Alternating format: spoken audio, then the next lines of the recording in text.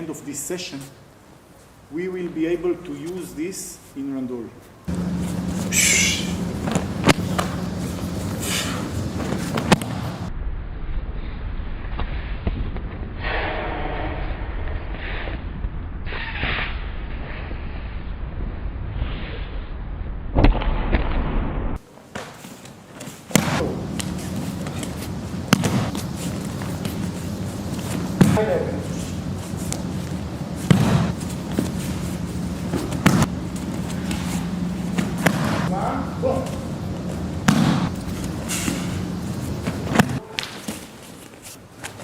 So, 1, 2, 1, 2, 1, 2, same leg, 1, other leg, and kick, zip, boom.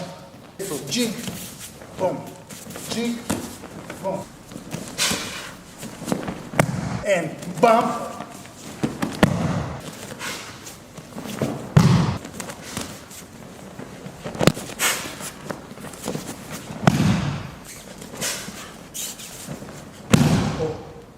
We take a lot of kata, put them in the blender that's called either my head, one of the instructor's head, usually it's Vika's head, and from the distillate, okay, we try to isolate the different foundations of what we do.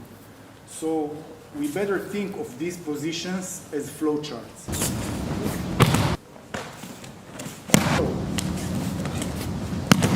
When I was younger, I used to program in BASIC and Fortran. We always had an abstract flowchart. So this is the if, okay? I'm standing and holding him. What is this if thing? I'm holding him. If everything is okay, then we just hug. Okay? If everything is not okay and I want to throw him, I can look who I am standing in front of. If he's a heavy guy, I don't want to risk entering and being in his turf, okay? Just a throw against a throw, maybe he's better than me. So I will be using the Ryu knowledge, the Fudo Ryu knowledge. Let's consider a little bit few katas in Fudo Ryu Jutai Jitsu. There is Dakentai Jitsu and Jutai Jitsu. These katas, like Saka Otoshi and Fusetsu no kata, they deal with the deciding factors of using kicks in combination with throws. Kicks with throws. We'll see a few examples, and I hope the whole thinking, okay, of this Ryu will be more clear to us, and moreover, I hope that at the end of this session, we will be able to use this in randori. So let us start with this. Okay, this distance, okay, let's say it's the distance in Saka Otoshi, okay, is one distance we will deal with, and the other distance is this. Pay attention that in Fudo Ryu Jutai Jitsu, many times this is the hold, okay, and like this. So I'm holding and controlling him like this. But we will substitute this hold, okay, which has a lot of reasons in Japanese wear, okay, wardrobe, ancient Japanese wardrobe, with this hold that for us is way more useful. We get into it more. It is more common now. Everybody uses this over-under hold, and without hip, it is the only hold we can do. Okay. I will now show how I control the opponent's distance using the feet. So usually what we do is this. I lift the leg and kick. Okay, so this is Sokugyaku-giri. I lift and kick. But there is a problem. When I do Sokugyaku-giri and then I push, I get the throw, but in randori situations, when I do this, he will see the knee getting up. Okay? If I do it in a shallow way, it will not have the same impact because the leg will not have the full distance to gather speed. It's just like a racing car. So I need some distance for the leg to build speed. So I am going to substitute this kick with a Fudoryu kick that unfortunately I don't see many people who preserve. And again, this is our tradition. We must preserve it. Moreover, this is really fun kick. What I do is this. This is the trajectory of the kick. This is the way we will learn it. This. Notice that the knee, I just brush it. You hear? Okay, let's see from this angle.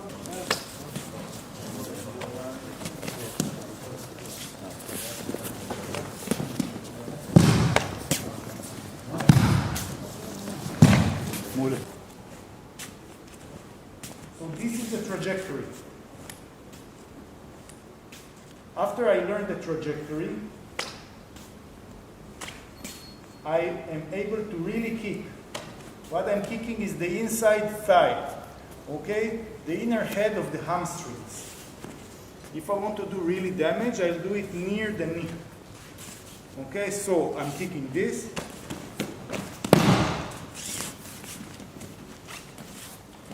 Controlling his weight, one, he will move the leg back. If he does not move the leg back, this leg will be useless. The whole weight will be here. I will go here with a jig step, move everything here, and do a scoop back. A few more times.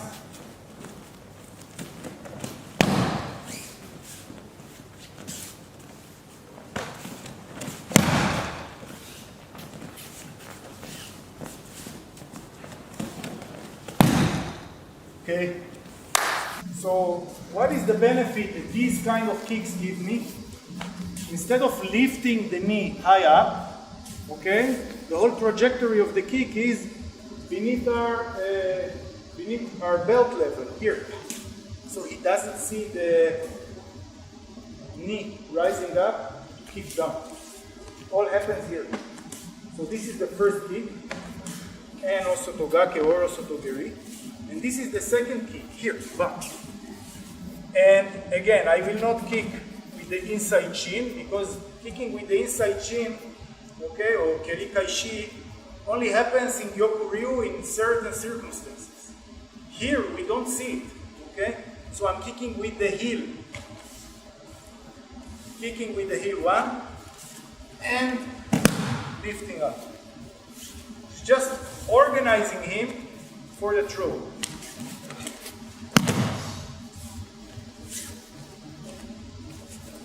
Below his eye level.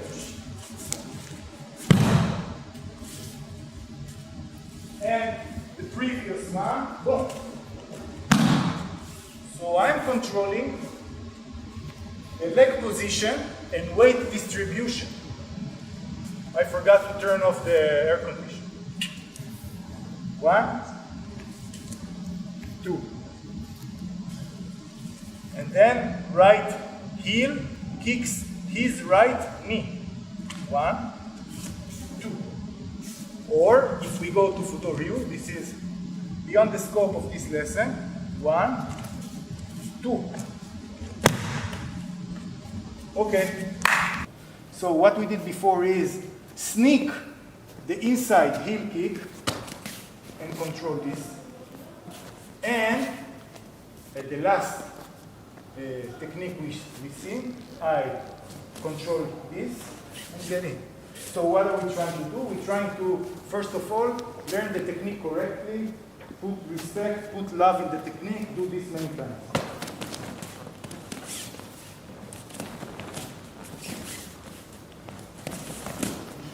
Okay, so now I have the uchikomi honed a little bit, and the other throw.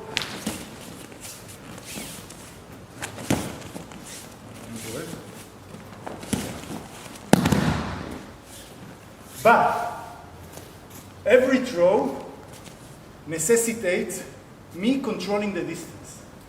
So you remember the if. This is kicking, and he allows me to get inside. But what happens if he is too strong?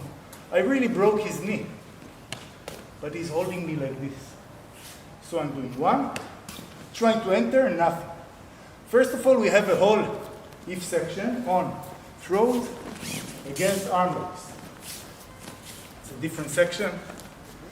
You can look it up in the net. Arm locks and throws in ninjutsu. But here today, we just want to focus on kicks. So if I do this and try to enter and he pushes me away, who is controlling the distance? He does. He controls the distance. If he controls the distance, it's fifth or fourth timing. Because right now, he opens up for me the opportunity to knock him out. Easy, everybody knows it. So 1, 2, knock out. Again, 1, 2. Kick. Don't push the stomach. It's just not like a regular push kick. Okay? You want to maintain big distance. Kick is sternum, base of sternum. So 1, 2, all. 1, 2. Look, 2 options. The same leg does inside, same leg inside, building distance, boom, knockout. Now, second option. 1 leg inside, other leg knocks out. So 1, 2, 1, 2. And again, 1, 2, same leg. 1, other leg. Let's go. Okay, this is a group of kata that deal with this distance. Again, in Fudori Uju Taijitsu. We still did not document it. I don't see any good documentation existing now. But hopefully the instructors will pick up the glove and lift it, and we will have these katas soon. Very important katas, because now we can extract more understanding out of what we see here. Okay, what is the relationship between kicks and the technique we want to do? It's very complicated. Today we just do kicks and throws. That's it. Okay? Let's continue with this if diagram. Please come, Shmeli. Now we said this distance allows me many things. First of all, to control him. Okay? Then if he doesn't let me get near, to knock him out. It's just like a submission technique. Or I can combine this with this, but is way above this lessons goal. Okay? Today we'll just do the basic thing. But what happens if this is the norm? Okay? He takes me close. So it's either very close here, or soon we have our hands on the belt. So what do we have here? Again, we have over-under, over-under. And we see it a lot, even with the gi work, with gis, we see it a lot, okay? We have, after a little pummeling, we close distance, we have this here. So here we have few things, okay? First of all, because a lot of people in AKBAN are very experienced in this kind of work, what we see is, because I don't want him to kick my groin, I will catch his knee. He will, usually, if he doesn't have something very important to do, he will grab my knee. Okay, so now we have immobilized each other. Now, if he doesn't have long pants, then first of all, if he is an Israeli guy, I can always grab the hair, okay, on the knee, okay? And if he's not an Israeli guy, I will do this, but it's not the same, okay? To prevent him, if he doesn't have something, I will put the hand here. So if he tries to kick my groin, I have this hand here. So it limits me a little bit, but it's good for the next exercise, because what I'm going to do is, first of all, very briefly kick and return here, okay? Why is returning so important? Because when I kick, he controls everything, and if I don't do it explosively, he will use this and throw me, because here, any movement, he will take me out of range. So I want to stand like a sumo, okay, and kick, come back. When I kick, I want it to be like a sickle, okay, here. If I lift the kick very close to him, it's nothing. He doesn't have enough space to develop speed. So I want to start the kick here. When I'm kicking him, okay, when I'm kicking him, first of all, I want to guard my partner and make him safe. So I will not kick the pressure point. I had a big argument, but very polite one, over the internet. Wow, where is the kobura? Okay, this pressure point, but so I show you what our kobura is. Okay, it's this point behind the fibula, which is a bone, okay, and it's a nerve just behind this bone. And when I do this, I can feel this nerve do. Looks like, or feels like a ligament. The nerve is so big here, okay, I'm thinner. The nerve is so big here that I can feel it behind this bone, okay? So the kobura for me is this. So many people said the kobura is here. I don't care. It doesn't matter, okay? Let's call this the AKBAN kobura, okay? Or let's call it Moshe. I don't care. Okay, so what I do is when he grabs my knee, I use it, and I keep the kobura. So 1, and I return. 2, and I return. So this way, after 2 or 3 kicks, he will not be able to move this leg. It's good for me, because then I can do many things, okay, of throwing him, because he will not have this leg as support. Again, advanced technique. Right now, we just do grabbing the knee, kicking the kobura. Please.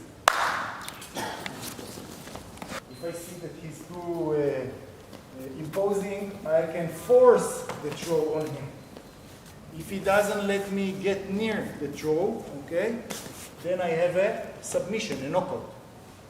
If he closes distance and grapples with me, let's say over under, so first of all, if he immobilizes my knee, okay, what I have to do is immobilize his knee and do this.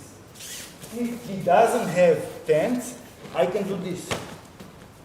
Just hold this, okay, the inside knee. So when he kicks my groin, okay, he will not be able to get me. Okay, and this. Okay, but now let's move onward. I'm grappling for position. So by the way, if you don't do a lot of submission, the basic thing is, when I'm pushing him, is front shoulder, front leg, like this. If I do like this, it may be an opening for a technique, but it is incorrect. Okay, it's not the basic technique, because he can push me fairly easy, okay, if I'm standing like this. So we're standing like this, okay, and you can see this stance on many Greek vases. It's very ancient, okay. Also in Egypt, you can see this stance. Of course, without a gi. So, I'm standing here and I want to open him. So what I do is this jig, bam. Again, this is very important. Jig, bam. And he will move his leg back. So this way I'm pushing his leg back. Why is the jig so important? Look from this angle. When I'm standing and holding him over under, if I just kick inside knee or inside thigh, okay, I don't have any control over my position. I sacrifice my position. Now he can throw me back. Okay, because I didn't correct for our stance. In order to correct for our stance, I do a jig and pass the line that connects both his legs. Now I'm way over his center of gravity, and I can kick and return to my previous stance. Again. Now after doing this, I have the whole drill. I do pummeling, and now I understand. Jig, kick.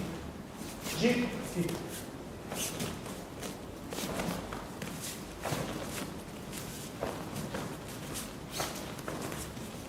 Always my leg outside. Always quickly return to stance. Always. Of course, when I'm kicking him inside me, I can, as easy as, okay, as nothing, I can just lift and kick him in the groin. So same technique, in the groin. Of course, suitable for street, not suitable for randori.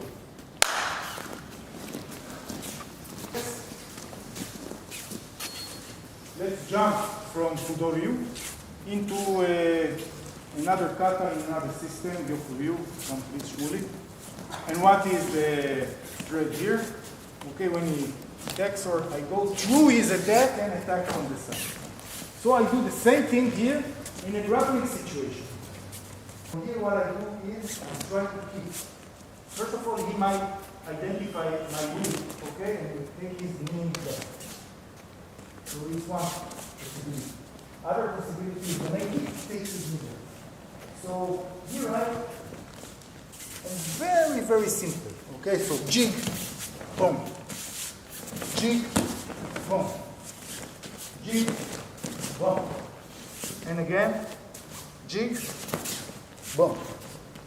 Okay, this is one technique. We don't have a lot of time just to give it space. We'll move on to our next technique.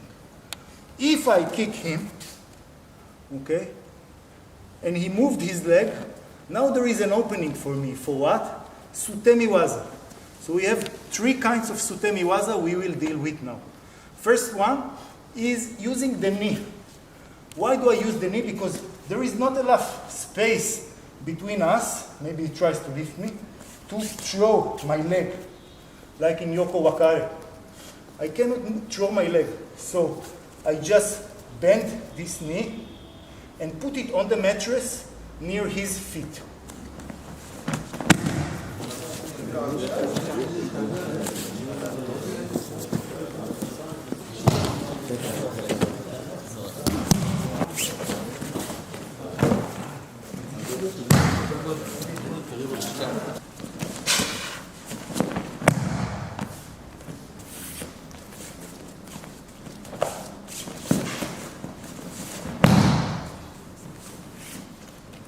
Other way of throwing is the same if I have space. Boom, I clear this leg. Now I have more space. So what I do is throw the leg. Notice that I leave him, okay, in order for him, because he's like this, and I will throw him on his shoulder and part of his head. In street, very good. In dojo, not so good.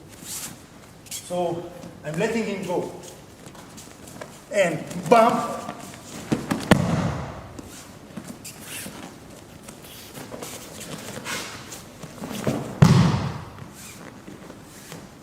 So this is the second throw. The third one is what? Take the leg back.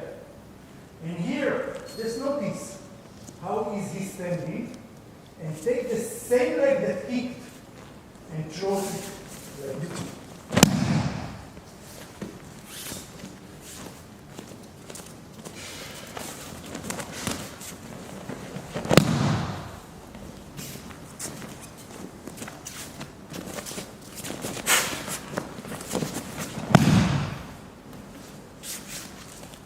אף אחת לא טובה, שנייה.